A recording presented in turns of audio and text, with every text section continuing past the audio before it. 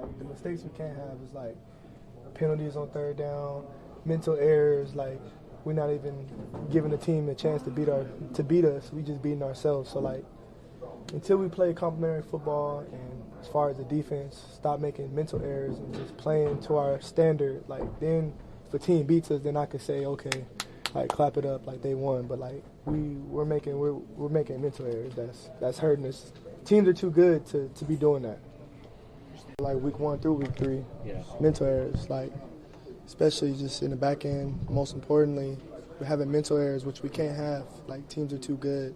So I mean, they had a touchdown. Okay, there's man to man. They had a touchdown. Clap it up. Like that's 7 points. But like the other stuff is mental errors. So like we gotta make it simple so we can stop having mental errors, or we gotta communicate more. Whatever the case may be, we gotta get it fixed. I know it wasn't your side, but the mix-up between Sauce and Quincy on the other touchdown, is that an example of what you're talking about? That's one mental error, yes. Yeah, I mean, when that sort of thing happens, it's like the second week in a row. I think you're giving away a touchdown. Is that like the most frustrating part? Yes, that's the most frustrating part. Is just we're not giving a team a chance to beat us by just out-executing us and doing stuff. It's us just giving them stuff, which we're in the NFL. We can't afford to do that. Teams are too good to be doing that. So, like, we got to get that fixed ASAP to just see what we could be. Like, I think we're a special defense. I think we're a special team. But, like, offense and defense and special teams, we have to play complementary football. Turnover battle is big. We had 4 turnovers. They had 1. 99.9% chance the team with 4 turnovers is going to win. So, like, we got to be smarter with the ball, protecting the ball. We got to take away the ball on defense. And special teams, we got to get takeaways, too. DJ, do you think some of the mental errors and mistakes on the back end are a function of you guys still getting to know each other back there? I would say a little bit of both. I would say just we got to communicate more. I think we're not communicating enough. We're not over-communicating. It's loud out there, and I think that starts at practice, just being extra loud, because, like, when we're on the field, sometimes somebody can say something to you, you can't hear it, but, like, we got to look at each other. We got to have hand signals. We got to communicate so stuff like that doesn't happen.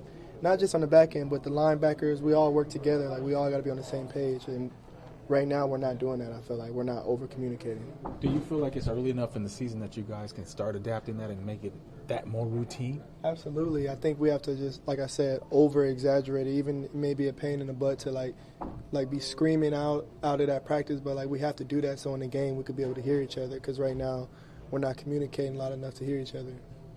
One of your teammates was really frustrated. Quinn, I don't know if you saw or heard him on the sideline. He got pretty upset.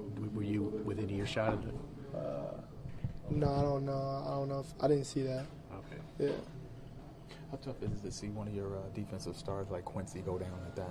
No, you don't want to see anybody go down, especially our linebacker. Like we need Q. So I mean, I hope he's straight. I don't know what it was, but I hope that he's good. With the Jamar Chase play, I guess some would wonder how could it ever happen that one of the best receivers in football goes uncovered on a play. Yeah, I'm with you. I'm frustrated just like you. We were doing well against him. He didn't really do anything besides that up until that point. So, I mean, you know, it's frustrating. Like how you feel frustrated, I feel the same way. So we got to get it fixed, and that's what we're going to do tomorrow. Did you feel like you guys did a good job after the win last week?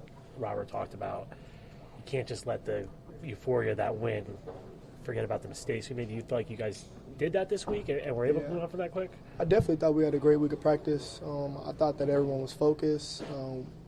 Yes, we're happy about that win, but like we're on to the next week, which was this game right here, the Bengals game. This was our championship week.